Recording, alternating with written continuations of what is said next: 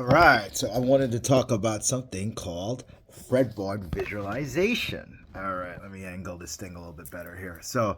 I've been watching a lot of videos on this whole topic, and it's a very, very, very difficult one for guitarists, and there's a number of reasons. So first of all, what do we mean by when we talk about fretboard visualization? To me, there's two things that we're talking about. We're talking about visualizing or an easy way to kind of navigate through and understanding the fretboard, both in a linear way in terms of single note playing as well as chordal. Because let's not forget that guitar is a polyphonic instrument. So that's the first thing. So we're not just talking about just solo playing over changes and single note playing and things of that nature. So the guitar, first of all, it'd be hard to talk about the guitar without talking about the limitations. And the reason why, there are a couple of unique problems in terms of fretboard visualization or learning the geography of the fretboard and having these things at your fingertips. I think the first big difficulty with guitar is, we've talked about it before, is just the repetitive nature of the guitar in and of itself. So notes just repeat, and they repeat in a non-linear fashion. So you've got the C, C, C, and things of that nature. So that makes it very, very difficult.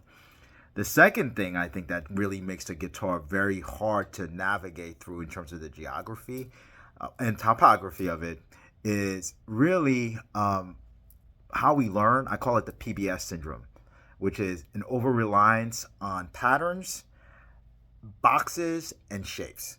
That's why I call it the PBS, not the public broadcasting system. But in our formative years, the best thing or most people learn is how to play shapes. So you learn, okay, I'm in the fifth position.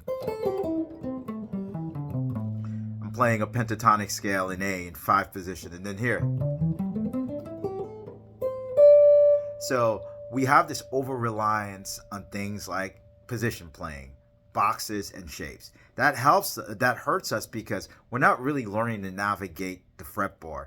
We're just learning in one region, in specific region, which helps us in the sense that it helps us play faster. You can start jamming with people, but that hurts us in the long run. And I might talk a little bit more about that.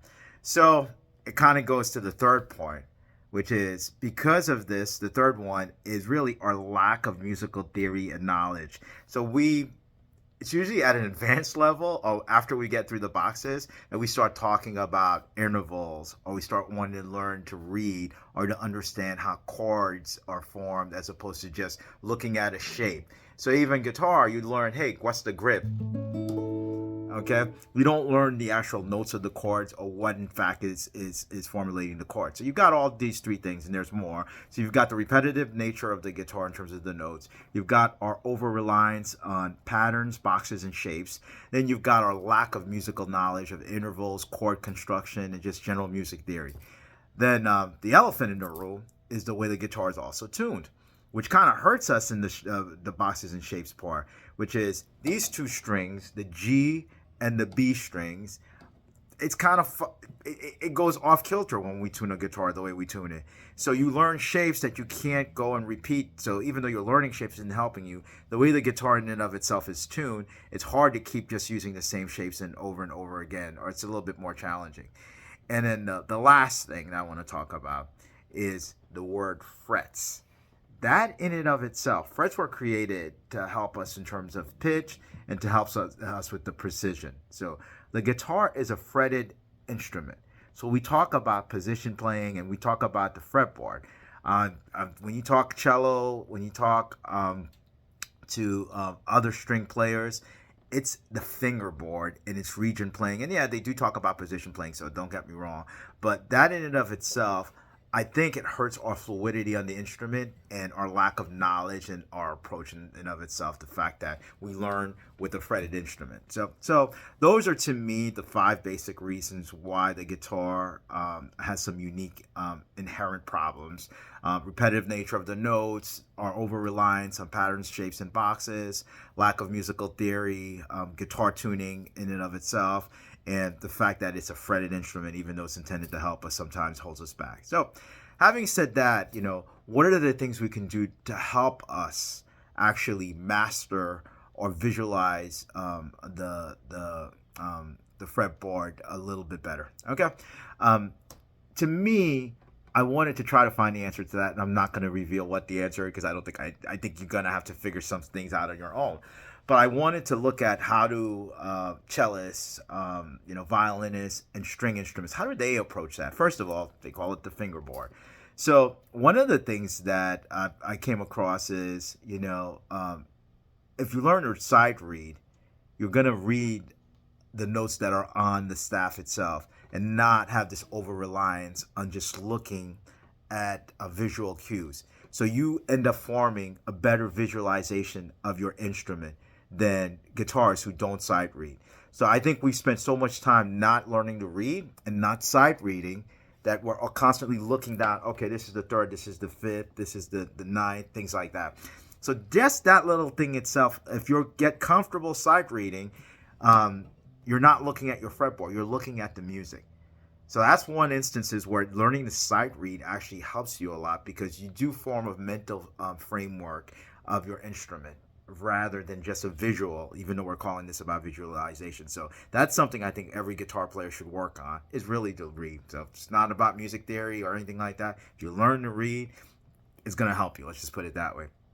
The other thing is visualizing things in groups of notes as opposed to individual notes. This is key for me. So for example, instead of me calling this thing a D right here, I'm thinking of groups of note. I'm thinking D, E, F. And I know I'm in the fifth to the eighth position. I'm not looking at it. So I'm thinking of groups of notes when I look at that. So even in this position, I'm thinking of all the notes that are lying down on the fifth fret. I'm not just thinking about the D, I'm thinking about the G, And then for me, to help me in the visualization, so we talked about learning to read music, is the second one is learning in terms of visualizing things in terms of groups of notes. Another way that helps me visualize the fretboard is actually octaves.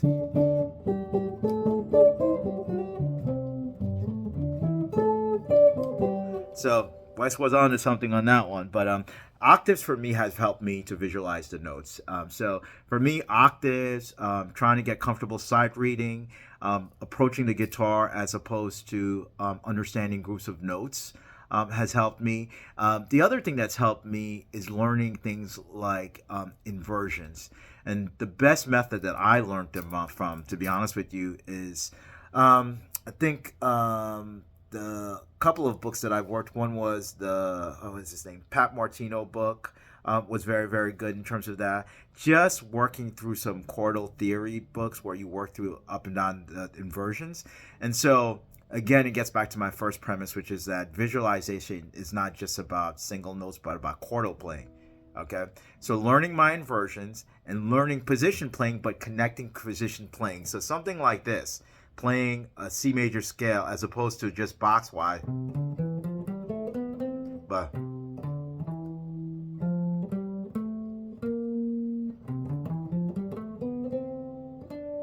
okay, learning them across helps you a lot, sir.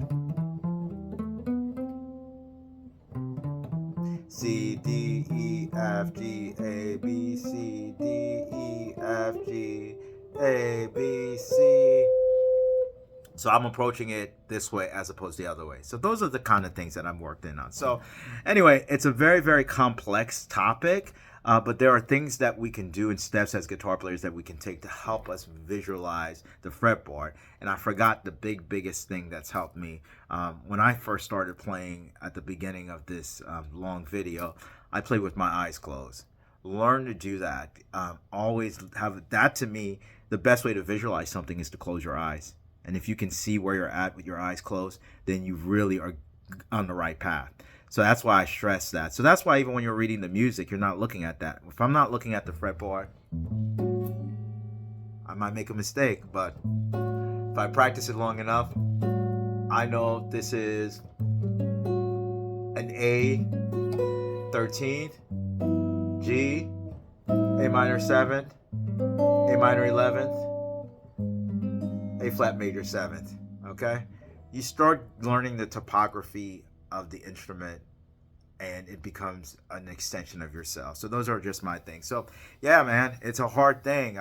We learn through the boxes and we learn through the shapes and things of that nature. But at some point, we got to go beyond that and should really try to explore the full potential of the instrument. Sorry for the long video. I just can't make anything shorter. But practice some more. Hopefully, you got some value out of this. Thank you so much for watching.